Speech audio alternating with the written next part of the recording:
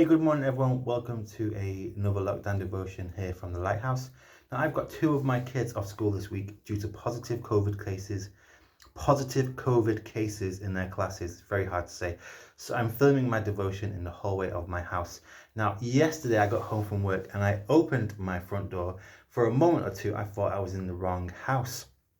See, when I left for work, my hallway was full of junk. We've got a yellow box that we keep gloves and hats in for the winter, and that was overflowing. There were school bags everywhere. There was 1,000 pair of shoes, and there was a massive box of toilet rolls that were waiting for the neighbour to pick up. They'd actually moved house. The box had arrived a few days after they'd left, and this massive box now took up half our hallway, and we've been living with it for about a month. When I came home and found all my stuff had gone, and I thought I was in the wrong house, and suddenly my hallway felt bigger, more welcoming, and I glided into our middle room, only to be confronted, it's this room here, only to be confronted with all my tools all over the place, and the computer my son was trying to fix was in bits everywhere. That's why this door is shut. But for a few glorious moments walking through my uncluttered, tidy hallway, I felt great. It is now the nicest place in my house to sit, so I'm filming this in my hallway. And sometimes our lives and minds are like my hallway was that morning, full of clutter, mess, old things, and stuff I don't need anymore. Stuff that doesn't even belong to me.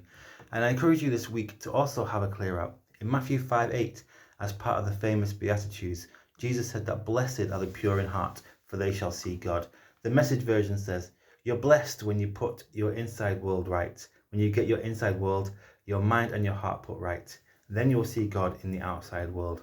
So often our minds and our hearts are so full of rubbish that we lose sight of what is most important.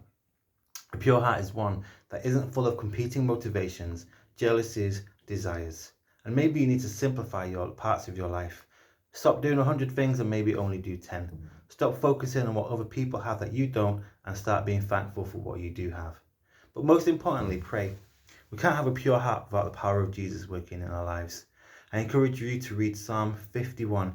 And in here, David asks God to create in him a clean, pure heart. Pray that prayer for yourself today and pray like David that God would restore to you the joy of your salvation, the joy of knowing you are loved by God.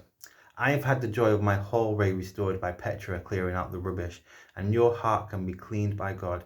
The rubbish cleared out, and you can and the joy of your salvation can be restored. Now, I'd love to know who's heard my words this morning and how it has helped you. So if you prayed that prayer of Psalm 51 and been changed by God, let me know in the comments below. In the meantime, have a great week, and I'll see you soon.